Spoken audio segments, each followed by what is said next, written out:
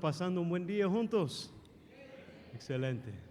Que me alegro que nos pueden acompañar, los que han estado toda la semana y los que también pudieron acompañarnos el día de hoy, pues es un buen momento para estar juntos y gozando.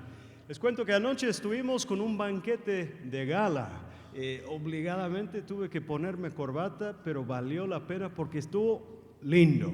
Estuvimos celebrando juntos los 85 años aniversario del seminario. 85 años, y nos hicieron ver un video y un recuento así visual de la fidelidad del Señor durante estos muchos años. A lo mejor podemos verlo en algún momento esta mañana. Dios ha sido bueno con nosotros. Yo les quiero preguntar, como individuos en sus propias vidas, ¿Dios ha sido bueno con usted? Amén. Y eso lo vivimos a nivel personal, pero también hemos visto su amor, su misericordia, su poder en nuestras familias, en las iglesias de las cuales formamos parte y también en esta comunidad. Hemos visto el poder de Dios que transforma, que cambia, que revierte aquello que aparentemente no tiene solución.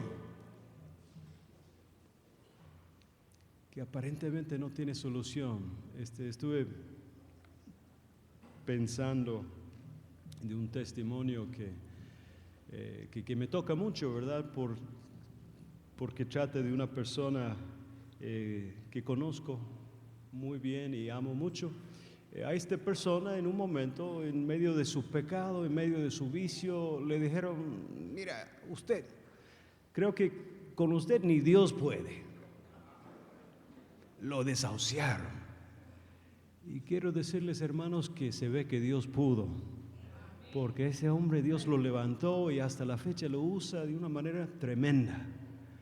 Y nosotros creemos que nuestro Dios y el Evangelio tiene poder para cambiar. Y nosotros que somos portavoces de ese mensaje de salvación, de nosotros que somos ministros de reconciliación, nosotros que somos embajadores y agentes del reino de Dios, pues nosotros tenemos el privilegio de ser parte de ese cambio que Dios hace a través y aún a pesar de nosotros. Y por eso nosotros hemos querido llamar esta semana Transformación, porque CETECA está comprometido con formar líderes del cambio. Y son ustedes. Y por la gracia de Dios somos todos nosotros. Qué lindo, me cuentan de Decanatura que ya unos cuantos pudieran cancelar su pasaje para la tarde. Son 25 quetzales. Si alguien desea ir, hay que mostrar el recibo, ¿verdad? Antes de subirse al colectivo. Pero vamos todos y va a ser alegre. Estaríamos regresando tipo las 6 de la tarde. Por ahí anda Claudia de Monzón y Jackie, la secretaria de Decanatura. Si alguien todavía quiere animarse y unirse al grupo, pues se puede. Hemos llegado al momento de las conferencias de teología. Ahí está Jules. Listo, Jules, ¿estás listo? Bien. A Jules Martínez es un PhD preparado, pero le dije, no por ser PhD vas a confiar mucho. Le dije, estos hermanos sabatinos es un público muy exigente. Y si les das una conferencia así nomás, se van a dar cuenta, ¿no es cierto? Pero el hermano ya nos tiene acostumbrado toda la semana. Las conferencias han sido excelentes. Han sido de mucha bendición. Y eso que es un tema un poco difícil, ¿verdad? Hablando de cristología y las diferentes posturas cristológicas, la manera que se hace teología en torno de Jesucristo desde América Latina. Y hay diferentes propuestas, y propuestas que bíblicamente nos convencen más y otros no tanto, pero aún con aquellos teólogos que no lo tienen del todo claro, de repente tiene algunos puntos en claro y arrojan luz sobre ciertos aspectos que nos ayudan Así que el hermano con mucha pericia, con mucha sabiduría, nos ha sabido orientarnos y ayudarnos a entender la virtud de diferentes posturas, pero después arribar en la palabra de Dios y tener un entendimiento de Jesucristo mucho más robusto, mucho más rico. Y eso es lo que vamos a hacer el día de hoy. ¿Qué les cuento de Jules? Pase adelante, Jules. Jules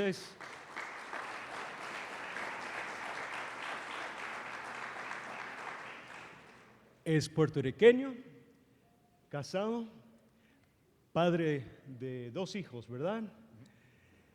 Leo Álvarez, quien dio la primera conferencia, nos dice que está casado y nos dice que es padre de 2 hijos, pero no nos consta porque no hemos visto la evidencia. Jules sí trajo la evidencia, está con nosotros su esposa, están sus hijos. Póngase de pie, un saludo para los hermanos. Entrando allá. Ahí está entrando, están gozando con nosotros en esta semana.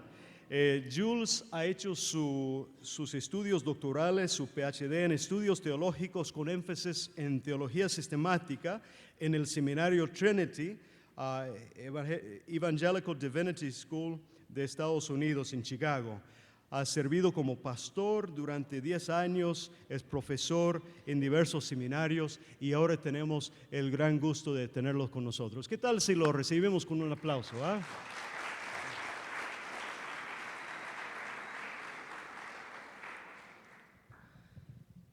Muy buenos días, que la paz del Señor esté con todos ustedes. Nos encontramos ante la culminación de una serie de conferencias donde hemos explorado el gran tema Jesús en América Latina, trazando una cristología teodramática. Y como parte de nuestras conferencias lo que hemos tratado de hacer es primeramente rescatar cuáles son algunas de las fortalezas, particularmente entre pensadores protestantes, evangélicos también, y aquellos asociados a iglesias históricas. ¿Cómo han pensado, particularmente de la década de los 80 en adelante, acerca de la doctrina de Jesús, la obra, la persona de Jesús? Y cómo muchos de ellos han sugerido que nosotros debemos de pensar a Jesús siempre en términos trinitarios. Es decir, cuando pensamos en la persona de Jesús de Nazaret, estamos pensando en el Hijo de Dios Padre, y Dios Espíritu, en relación con Dios Espíritu. Entonces, cuando nos acercamos a los evangelios con el interés de preguntar quién es este Jesús, qué hace por el mundo, qué hizo por nosotros, cuál es su identidad, a qué estamos llamados a vivir, tenemos que siempre pensar en términos de lo que Dios Padre, y Dios Hijo y Dios Espíritu Santo están haciendo en medio nuestro. Y lo hacemos con una preocupación que es integral para la iglesia en América Latina. Nos preocupa mucho qué significa ser salvados y cómo esta salvación del pecado que nos asedia, el pecado fundamental, nos libera para servir, para ser esperanzados y no solamente para esperar al más allá, sino que hay algo que Dios está haciendo desde ya en nuestra historia. Como parte de nuestro recorrido hemos dicho que el contenido bíblico lo podríamos organizar bajo este modelo de drama, de teodrama, de lo que Dios hace de forma dramática en las Escrituras. Hemos tratado de identificar la obra de Jesucristo, del Hijo, en el ámbito de lo que en latín se llama la opera Dei personalia, que no es otra cosa que decir la obra general de Dios como Padre, Hijo y Espíritu Santo, la obra de la divinidad. Hemos tratado de fundamentar la noción cristiana de salvación como una experiencia histórica. Es decir, hay algo que Dios está haciendo ahora que se ve. La gente no solamente son convertidas, comunidades son transformadas. Hay liberaciones de pecado interior, ¿verdad? Esas son las que yo sé de forma subjetiva. Yo era así y ahora soy asao. Yo pensaba de esta manera, ahora pienso de esta otra. Yo deseaba de esta manera, ahora deseo de esta otra manera. Pero también hay liberaciones externas. Es lo que Dios hace para librarnos de peligros más allá de nosotros, de violencia, de opresiones. Y ciertamente allí donde hay una comunidad, una iglesia que no duplica las opresiones del mundo, allí está presente el reinado de Dios sobre esa comunidad. Hemos explorado entonces que la participación de la iglesia en la misión salvífica de Dios es vital. Tenemos que explorar que nosotros somos llamados a asumir unos roles.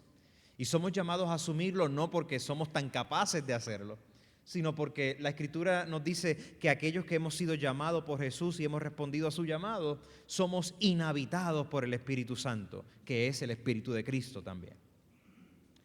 Y la comunidad de discípulos, la iglesia, participa en la acción comunicativa de Dios, es decir, aquello que Dios comunica, aquello que Dios hace, aquello que Dios revela, en virtud de su unión con Cristo. Podemos participar en lo que Dios está haciendo primeramente y preeminentemente porque estamos unidos a Cristo, no por ninguna otra razón. Y esa acción es una acción de gracia por parte de Dios de incorporarnos a su cuerpo y por lo tanto podemos participar en lo que Dios está haciendo para reconciliar todas las cosas. La historia bíblica hemos trazado una analogía dramática y cuando nos referimos a una cristología teodramática, nos referimos a una manera de articular las relaciones entre Dios Padre, Dios Hijo y Dios Espíritu Santo y la humanidad en términos de acción y de diálogo. La historia de Dios y de nosotros en la Biblia no debe de ser concebida como una tragedia. Quizás algunos cristianos mencionamos ayer que piensan, si yo estoy en Cristo, me he ganado el boleto hacia el cielo, ya puedo escapar, que el mundo se queme. No es una tragedia. Pero tampoco nos somos llamados a vivir una vida cínica. Las cosas están mal, siempre van a seguir mal. Hay que resignarse, vamos a ver qué espere. Vamos a esperar al rapto, a la segunda venida o algo así. No, eso es cinismo, eso es casi comedia. La Escritura debemos de concebirla como un drama. Se trata de una acción interpersonal donde Dios hace y dice. Y nosotros estamos llamados a responder y también decir la palabra de Dios y hacer la palabra de Dios.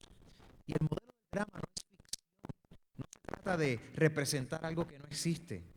El drama resalta la centralidad de la comunicación interpersonal y cuando tú comunicas, tú estás actuando, porque nosotros hacemos cosas con palabras y nuestras acciones muchas veces hablan más que las palabras. El Evangelio y la acción de Dios tienen un dinamismo relacional que es divino y humano. Es impulsado siempre porque Dios siempre es el que inicia toda palabra y toda acción. Y por ejemplo, la encarnación del Logos de Dios, del Hijo Eterno de Dios en Jesús de Nazaret, es el movimiento histórico del actor principal en el drama de la redención. El productor mismo de la historia se hace actor y movedor de esa historia. Entonces la historia humana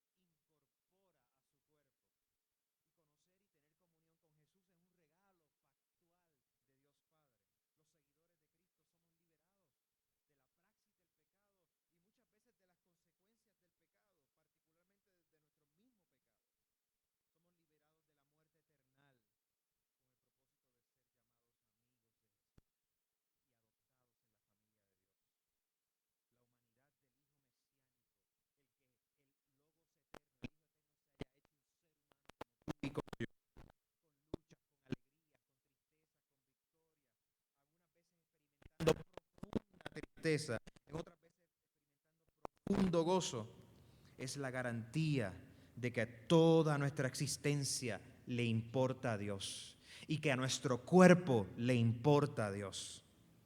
Los creyentes participan en Cristo como iglesia en virtud de que somos unidos espiritualmente al Señor Jesús.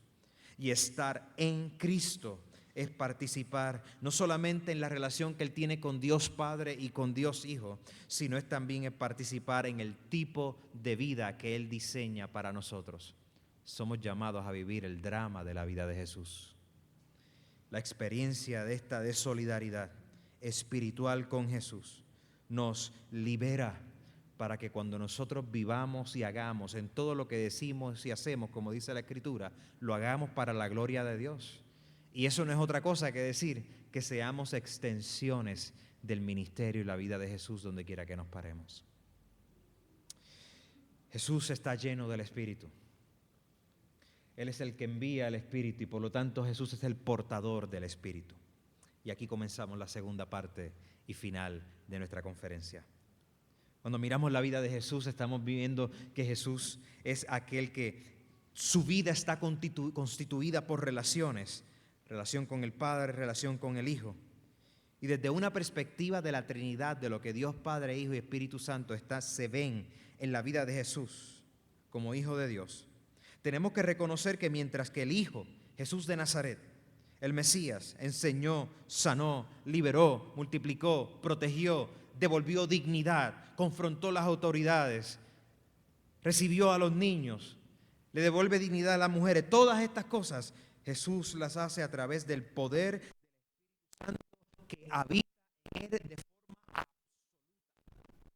En la vida de Jesús el Espíritu es como el director de escena.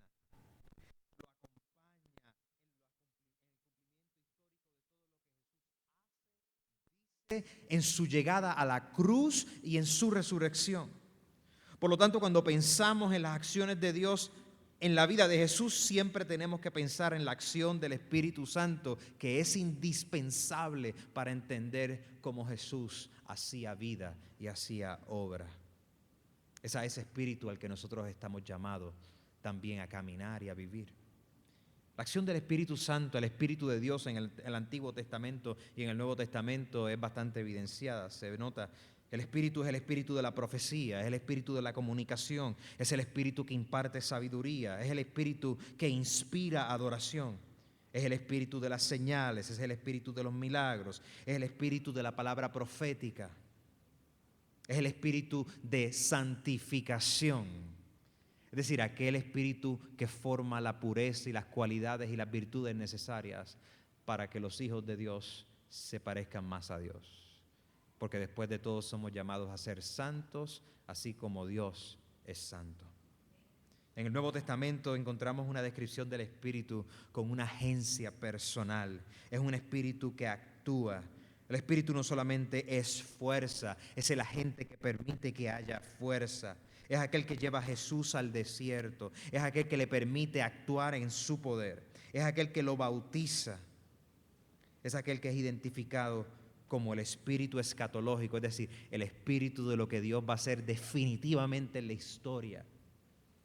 El Espíritu del Señor está sobre mí porque me ha ungido para traer buenas noticias a los afligidos, me ha ungido para sanar a los quebrantados de corazón, para proclamar libertad a los cautivos y dar libertad a los prisioneros, para proclamar el año favorable del Señor. Isaías 61. Esta declaración, afirmación de Isaías es irrevocable y extraordinaria en la vida de Jesús. Jesús extiende, proclama, actúa, muestra que el Yahweh que libera del éxodo a un pueblo al borde del genocidio es el Yahweh que está completamente presente en su ministerio. Y a ese Yahweh, a ese Dios Padre, Hijo, Espíritu Santo, Jesús le ofrece a sus discípulos y les dice: vengan, participen. El Espíritu Santo está implicado entonces en toda la relación de Jesús con nosotros, pero particularmente interno a Jesús con la relación con su Padre Celestial. La vida interna de Jesús y su práctica está sostenida por el Espíritu. Aunque es el Logos eterno, el Hijo eterno en que se encarna Jesús de Nazaret, ese Logos eterno nos ha mostrado y se nos ha revelado que fue concebido por el poder del Espíritu. Es el Espíritu del bautismo, es el Espíritu de la señal, es el Espíritu de las buenas noticias, es el Espíritu a través del cual Jesucristo puede ser habilitado, empoderado para orar. Esta conexión del Espíritu de Jesús con Dios Padre es lo que el Concilio de Toledo en el 589 trató de expresar cuando se inserta en el credo la famosa frase de Filioque, que el Espíritu procede del Padre y procede del Hijo. Pero este Mesías lleno del Espíritu, portador del Espíritu, es el Mesías crucificado y resucitado. Y la crucifixión de Jesús de Nazaret es el clímax del teodrama, es la parte más alta del drama de la redención. Ahí se ve las operaciones de la divinidad actuando en la muerte y en la resurrección de Jesús. La cruz es la suprema revelación del amor de Dios por nosotros. Y el Nuevo Testamento tiene diferentes maneras para hablar del evento de la cruz. Lo considera a nivel social, político y teológico. Todas estas esferas se relacionan y convergen en la persona que es identificada como el Salvador. Esta persona, el Jesús de Nazaret, el Mesías que fue crucificado y resucitado, fue el que fue en obediencia al Padre para dar su vida a otros, pero fue guiado por el Espíritu Santo y así llegó hasta la muerte. Los protestantes en América Latina han tratado de resaltar esto. La victoria de la cruz es una victoria sobre los poderes de la muerte, aquello que nos deshumaniza, que nos quita la esperanza. La muerte en la cruz representa la erradicación del pecado fundamental y de nuestra corrupción. Jesús es el victorioso sobre la cruz. Pero también ciertamente la cruz tiene un aspecto muy histórico que en la América Latina se quiere resaltar y no lo podemos olvidar. Se trata de la muerte de un judío situado en la historia de un pueblo, Israel. Se trata de la muerte del Mesías que proclamó tanto en palabra como acción el reinado de Dios. Este es el Mesías que confronta a las autoridades sociales, religiosas y políticas. Jesús estuvo en intenso conflicto con estas autoridades. Fue acusado de conspirar para destruir el templo en Marcos 14, por ejemplo.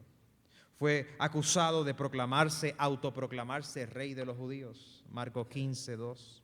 Y estas acusaciones están creciendo, van aumentando y aumentando. Estos elementos se ven en cómo Jesucristo va hacia Jerusalén, en esa gran Semana Santa que nosotros recordamos y celebramos. Primeramente, la praxis de Jesús demuestra que Él era una amenaza para el establecimiento religioso, para las autoridades del templo, porque Jesús iba a cancelar la lógica de la religiosidad. ¿Qué tú haces cuando viene un Mesías que te dice que es un regalo de Dios la vida que Él da, que perdona pecados, que restaura, que está incluyendo a todo el mundo, cuando se supone que tú te ganes el favor de Dios de forma religiosa? ¿Qué tú haces con un Mesías que predica gracia sobre gracia sobre gracia? Ese Mesías también proclamó juicio sobre juicio, sobre juicio de aquellos que son hipócritas, aquellos que oprimen a otros, aquellos que pretenden manipular a Dios y ser superior a otros, particularmente los más vulnerables, las mujeres, los niños, los empobrecidos, los excluidos, aquellos que son considerados impuros. Las narrativas de la pasión de los 4 evangelios culminan en la crucifixión. Fueron soldados romanos los que crucificaron bajo el tiempo y la autoridad de Poncio Pilato. Estos son aspectos históricos que nosotros no podemos negar, no podemos ignorar, pero la liberación que la fe cristiana confiesa incluye esos aspectos históricos para de ahí decir, y el cosmos, todo el mundo, todo lo que afecta al ser humano está incluido en estas situaciones históricas. La muerte de Jesús en el Nuevo Testamento entonces es ubicada en algo universal, donde el Hijo de Dios, en identificación completa con el Padre, toma nuestra violencia y nuestros pecados, toda nuestra contingencia, porque en la muerte Dios estaba reconciliando el mundo consigo mismo en Cristo y no contando los pecados de la gente en contra de ellos. 2 Corintios 5, 19. La cruz la podemos ver desde un efecto histórico hasta un efecto universal trascendente teológico. Y este fin de semana, esta semana, estamos también aquellos que siguen el calendario litúrgico, prestando la atención o celebrando la ascensión de Jesús, la ascensión y el envío del Espíritu. Usualmente no pensamos en la ascensión de Jesús al cielo como algo clave. Déjame mencionarte algunas consideraciones. Para el drama de aquel que fue crucificado y resucitado, la ascensión al cielo es indispensable para reconocer lo que Dios está haciendo en su plan de redención. A este Jesús, dice la Escritura, resucitó Dios, de lo cual todos nosotros somos testigos. Así que exaltado a la diestra de Dios y habiendo recibido del Padre la promesa del Espíritu Santo, ha derramado esto que vosotros veis y oís. Hechos capítulo 2. Así que la ascensión de Jesús es la continuación de la historia de la resurrección. Jesús resucita y asume vida definitiva y última como el Señor exaltado. Y para la cristología, la ascensión de aquel que fue crucificado y resucitado representa la culminación de lo que Jesús está haciendo para salvar al mundo. Y ahora se representa que Él va a continuar esa obra enviando al Espíritu Santo. Él es el portador del Espíritu. Él es el Señor que se sienta. Él es el glorioso Hijo, el verdadero ser humano que representa el propósito para toda la humanidad. Él asiente a la derecha del Padre, a la plenitud de vida, de alegría y de esperanza. El evento histórico de la trascendencia de Jesús. Este movimiento glorioso de Jesús hacia el cielo. Sedet ad dexteram Padri, decían los padres de la iglesia. Sentado a la derecha del Padre. Él está gozando de compartir la soberanía de Dios Padre.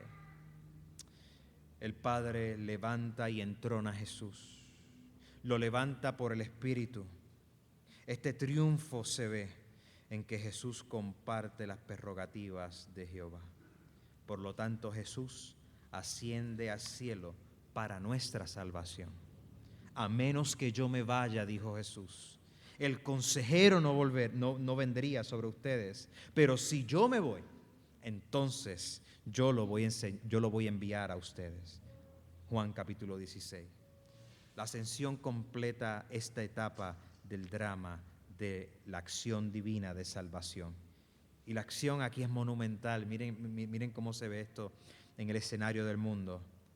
Aquel que tiene vida eterna y descendió y se hizo un esclavo para todos, Jesús de Nazaret, comiendo y sentándose con pecadores, con los pobres, con los excluidos, ahora asciende y se sienta a la derecha de Dios Padre, en mutua gloria, en diálogo real, como el verdadero juez. Oh, gloria a Dios. Jesús asciende no para estar lejano, Jesús asciende para hacerse presente con el Espíritu Santo de Dios. Por lo tanto, el Señor es el Espíritu, Jesús es la norma dramática del Espíritu Santo, porque si vivimos por el Espíritu, entonces mantengámonos caminando por el Espíritu, Gálatas capítulo 5. Es importante ver que aquello que la tradición pentecostal ha rescatado, la fuerte obra inesperada que extiende el ministerio poderoso y transformador de Jesús en nuestras vidas, tenemos que rescatarlo, pero rescatarlo como la Escritura lo hace. Así como los evangélicos en algún momento trataban de reducir todo a Jesús sin considerar la obra de la Trinidad, y por lo tanto en las palabras de José Miguel Bonino, el teólogo argentino metodista, somos culpables de cristomonismo, Cristo solamente sin considerar Dios Padre y Dios Espíritu. En nuestra tradición pentecostal a veces nos inclinamos hacia otro extremo, hacemos un neumamonismo, es todo espíritu y nos olvidamos de Jesús. Pero la Escritura presenta la agencia del Espíritu Santo, la actividad del Espíritu principalmente como aquello que va de acuerdo a la norma de Jesús. El Espíritu no nos hace personas espirituales por aquellas cosas extraordinarias que pueden suceder en nuestra vida. El Espíritu nos hace gente espiritual porque nos hace parecer a la imagen del Hijo. Jesús es la norma dramática del Espíritu. ¿Tú quieres saber lo que es una vida llena del Espíritu? Mira a Jesús. ¿Tú quieres saber lo que es una vida llena de la unción del Espíritu? No mires a nadie, mira a Jesús. ¿Tú quieres saber lo que es una vida extraordinaria, llena de fruto, llena de poder? No mires al profeta de la esquina. No mires a aquel que se autodenomina portavoz de Dios. Mira a aquel que es el portavoz de Dios, Jesús. Él es el Señor del Espíritu, Jesús la norma dramática del Espíritu. Y es cierto que esta relación entre palabra, logos, el Jesús, cristología y la doctrina del Espíritu es un poquito difícil de discernir.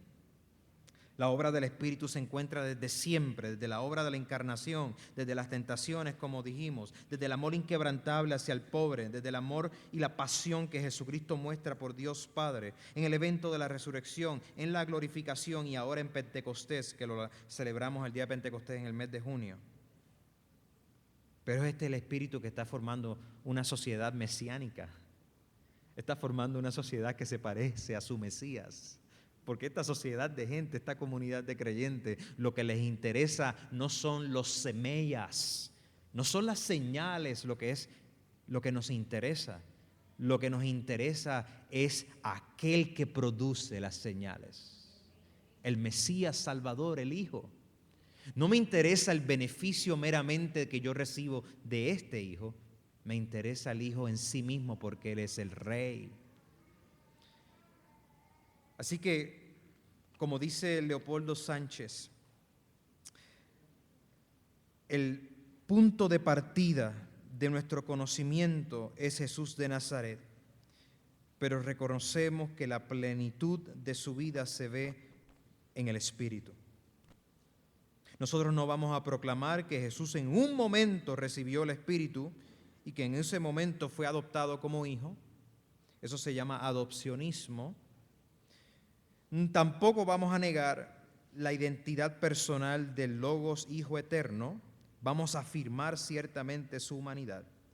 Pero siempre que afirmamos la humanidad de Jesús, tenemos que ver que es una humanidad absolutamente llena del Espíritu de Dios. Por lo tanto, Jesús es aquel que está lleno del Espíritu, es la norma del Espíritu. Y a través de la relación entre Jesús y el Espíritu Santo vemos la comunicación histórica del Dios que es Trinidad. El Espíritu Santo produce en su iglesia actuaciones concretas que se derivan de la actividad reinante de Dios. Y así la iglesia participa en la misión de Dios por estar en Cristo, como dice Pedro, y seguir su ejemplo.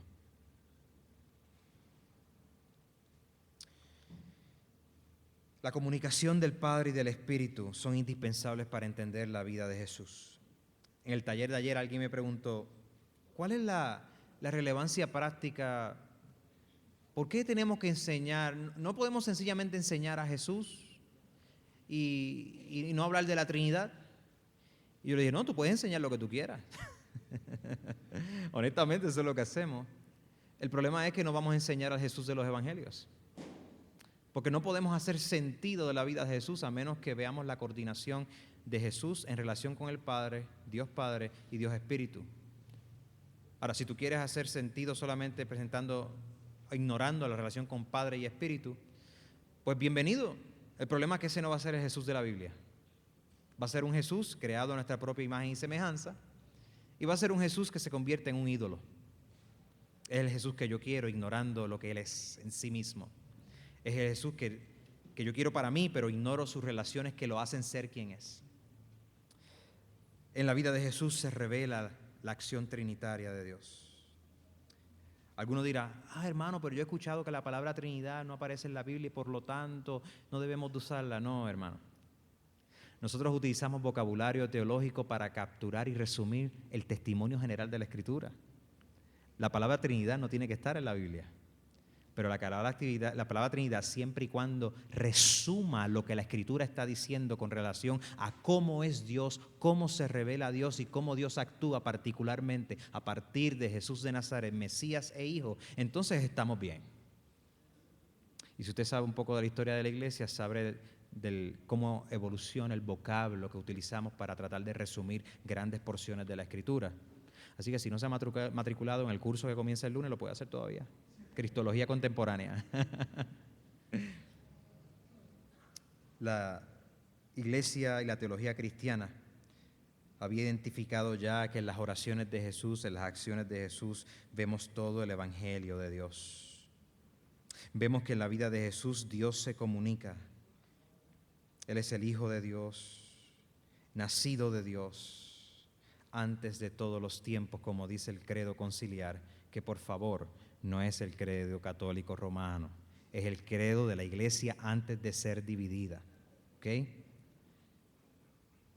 Nacido de Dios antes de todos los tiempos, Dios de Dios, luz de luz, Dios verdadero de Dios verdadero, engendrado, Él no fue creado, de la misma naturaleza o ser del Padre.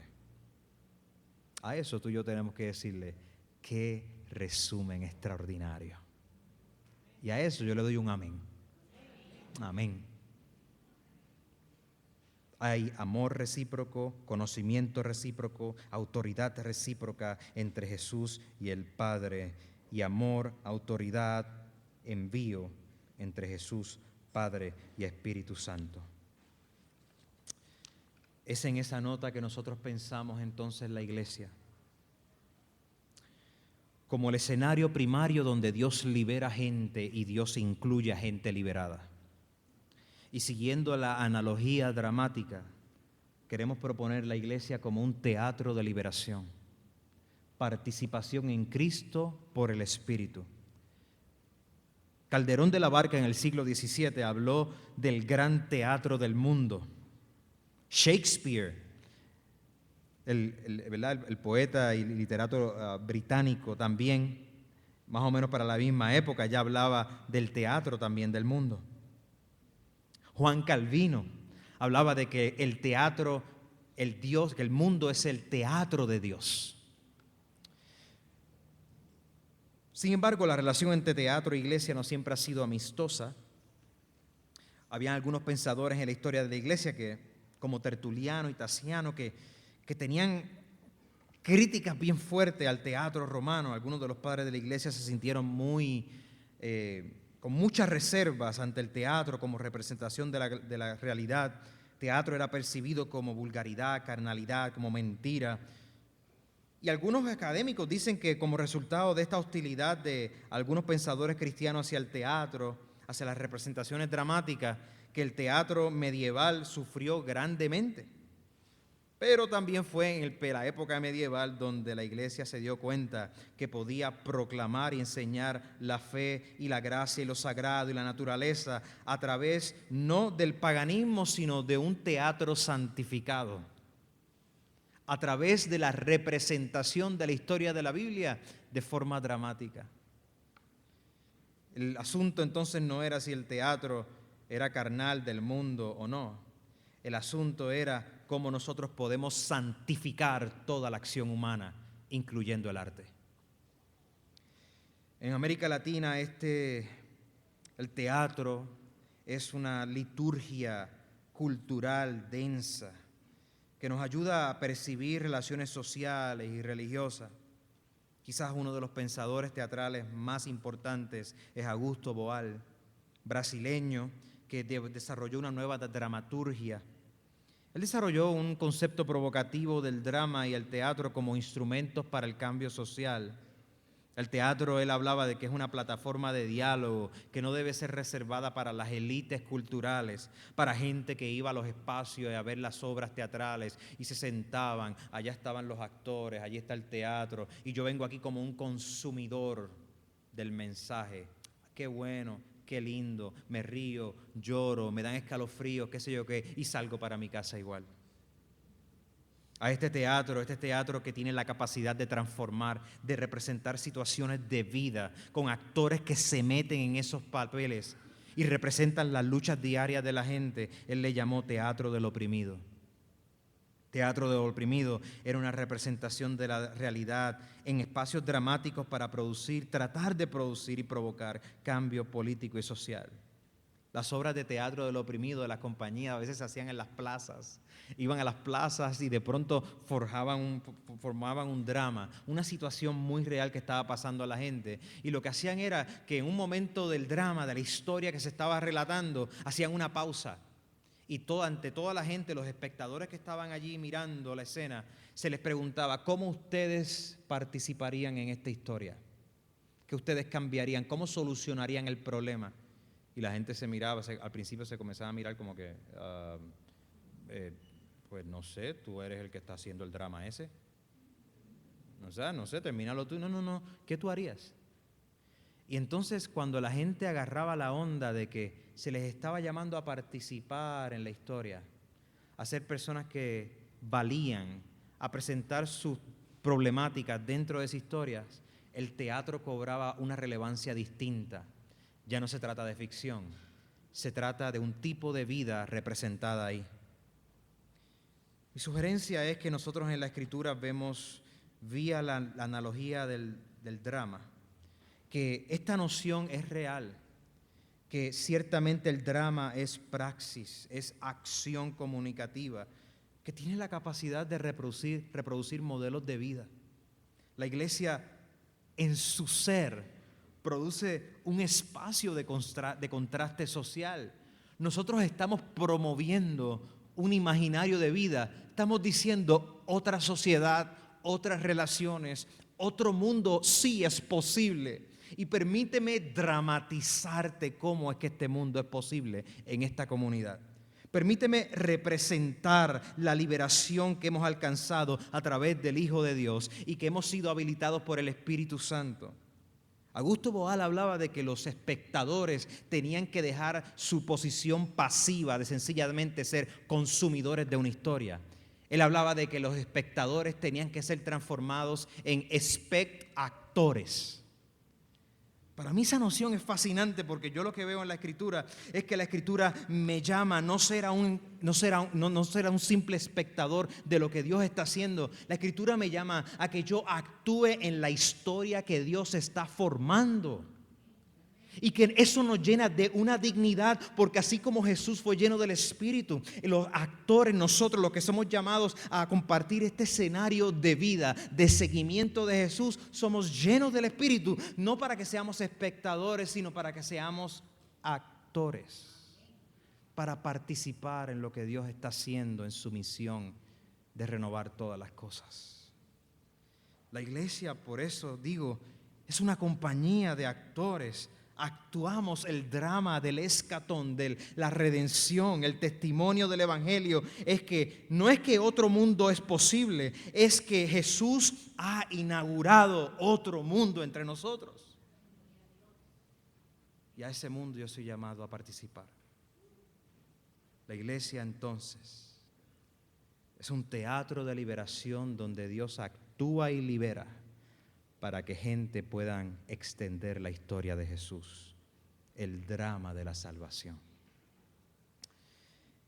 Jesús es la persona salutis, la persona salvadora, el Salvador. Y nosotros vivimos en virtud de lo que el Salvador hace por nosotros. Algunos le han llamado a esto neuma praxis, la praxis que produce el Espíritu Santo. Neumapraxis es como los creyentes en comunidad actúan no solamente entre ellos, sino hacia afuera. Qué lindo cuando hay una comunidad que no repite los pecados del mundo, sino una comunidad que se esfuerza, que aún en el momento que los repitiera, hay confesión de pecado, hay arrepentimiento, porque de eso se trata ese mundo que Jesús ha inaugurado. El reinado de los cielos se ha acercado y nos arrepentimos. Neuma praxis, la iglesia habilitada para seguir a Jesús en su práctica. Estas son las nuevas relaciones sociales que el Espíritu está creando en nosotros. El drama es praxis que reproduce modelos de vida y la iglesia produce un espacio de contraste social cuando los creyentes viven por el Espíritu Santo y este Espíritu Santo comunica la liberación a través del Hijo. La iglesia es impulsada por su unión con Cristo y el Espíritu a reproducir la praxis de Jesús y mostrando el tipo de vida que surge cuando Dios reina. Pero nosotros somos llamados a vivir no solamente en victoria, somos llamados a compartir el sufrimiento con aquellos que son vulnerables, con los sufrientes. Somos llamados a compartir la pasión de Jesús también. El apóstol Pablo en su carta a los Filipenses, En ese primer capítulo, él se alegra y le dice a los filipenses que él se alegra porque ellos están participando en el evangelio con él. Y que él se alegra porque esa participación incluye la gracia que se les ha dado. Y más adelante tú dices, ¿cuál es esta gracia? El apóstol explica, la gracia de sufrir con él. Wow. El sufrimiento también tiene un lugar en la economía de la salvación. El doctor Guillermo Taylor ya nos ha resaltado cómo el sufrimiento tiene un lugar en la proclamación.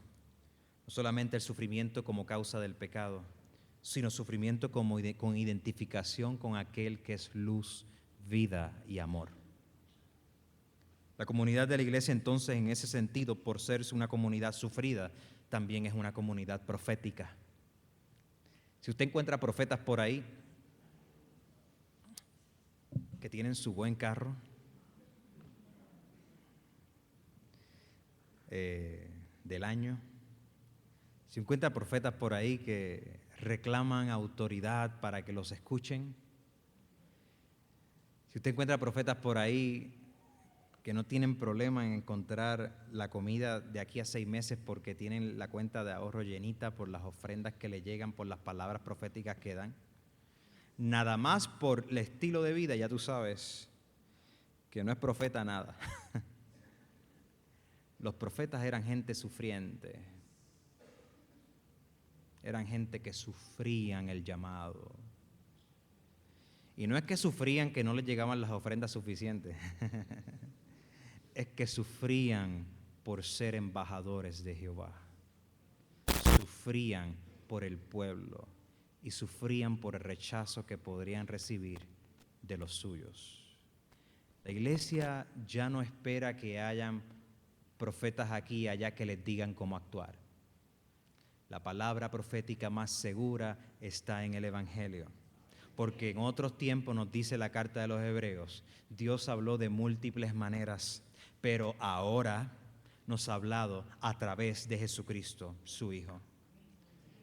La palabra profética sufre una modificación radical en el Nuevo Testamento.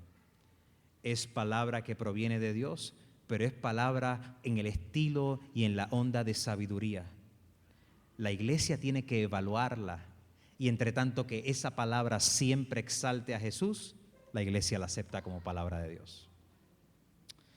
En el rostro de violencia, en nuestro contexto cultural, la iglesia ha aprendido de la reconfiguración de relaciones, de perdón, de la no venganza, de la declaración de vida, de ofrecimiento al caído, de consuelo. Lo ha aprendido en la proclamación de justicia de su Señor, que es el Mesías Salvador. Lo vemos claramente en el Nuevo Testamento. La iglesia lleva las marcas de una comunidad profética porque encarna las disposiciones y las motivaciones de Jesús. Y también lleva las marcas de acciones proféticas cuando siguen la praxis de Jesús. Es en el nombre de Jesús que la iglesia entonces proclama perdón y sanidad y restauración de vida y los señales del Espíritu Santo que siempre exalta a Jesús. Esta es la neuma praxis. Es una participación apasionada en el sentido clásico. Pasión es algo que sufrimos. La liberación que nosotros proclamamos no es la liberación optimista de progreso, que todos vamos a estar victoriosos. La liberación que proclamamos es la liberación que sufre a través del establecimiento del reinado de Dios, pero sufre con una expectativa de esperanza, porque no lloramos como los que no tienen esperanza, como el apóstol le dice a la iglesia en Tesalónica. Tanto en acción como en palabra, el reinado de Dios se ve dramáticamente aún en nuestro sufrimiento, en nuestras acciones, en nuestro ser en compasión con Dios y para con otros. Por eso el teólogo pentecostal puertorriqueño Samuel Sullivan hablaba de que la teología en América Latina se ha enfocado mucho en la tradición liberacionista, la ortopraxis, la manera de actuar correcto en transformación de la sociedad, o en la ortodoxia, en la manera de hablar correcto y confesar la doctrina correcta en adoración a Dios.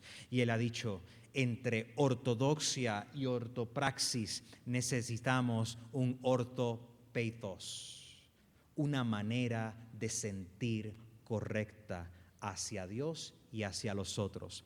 Porque vamos a ser ciertos, vamos a ser honestos, como comunidad, como creyente, tenemos una batalla de deseos. ¿Cómo desear ese otro mundo que Jesús está creando en nosotros? Ortodoxia, confesión correcta. Ortopraxis, acción correcta. Ortopatos, sentir correcto. Y es aquí cuando nosotros entonces, cerrando, vemos que la iglesia en su búsqueda de ser fiel a la misión trina de Dios restaurar a una humanidad esperanzada y liberada en comunión y felicidad con Dios y en comunión y felicidad con los otros, que nosotros encontramos que la doctrina de Jesús tenemos que presentarla de una manera trinitaria siempre, y es una belleza y un misterio. Y las famosas antiguas dicotomías entre querer o hacer, confesar o relevancia son superadas. Porque por cuanto creo, yo soy. Por cuanto soy, yo actúo. No hay manera de separar eso. Así que, hermanos, en esta conferencia hemos tratado de tomar las intuiciones mejores de la teología protestante en América Latina. Hemos tratado de coordinar estos grandes temas de cómo Dios actúa de forma trina en la persona de Jesús y cómo nosotros somos llamados a participar en lo que Dios está haciendo. Y hemos propuesto que si miramos la Escritura en este modelo de acción, de comunicación interpersonal de Dios Padre, Dios Hijo y Dios Espíritu Santo, y cómo nosotros somos llamados a participar en esto, podemos concebir una noción más robusta de la salvación y hacer justicia a aquellos que dieron su vida, como un don Emilio Núñez, proclamando el Evangelio centrado en Cristo. Que la paz de Dios esté con nosotros, que el shalom y el bienestar de Dios nos cubra y que produzca este espíritu poderoso que es el Espíritu de Cristo, la praxis de Jesús en todo lo que hacemos y todo lo que somos. ¿Qué tal si oramos juntos?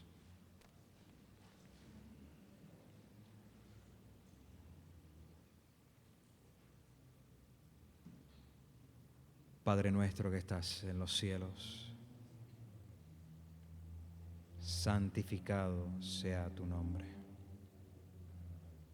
Hoy deseamos tu reino,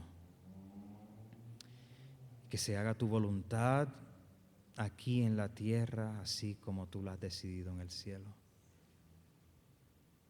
Suplicamos tu provisión de cada día, el pan de cada día, y perdónanos, como también nosotros imitamos a Jesús perdonando a los que nos ofenden. No nos dejes caer en la maldad y en la tentación que nos deshumaniza. Líbranos del mal. Glorifícate, Señor Jesús, haciéndonos por el Espíritu como tú eres. Que como iglesia podamos ser fieles a ti en confesión, palabra y sentir. Ayúdanos a ser fieles y que cada día podamos responder anunciando tu historia como la eterna novedad. Por Cristo nuestro Señor, quien vive y reina para siempre, un solo Dios. Amén. Gracias.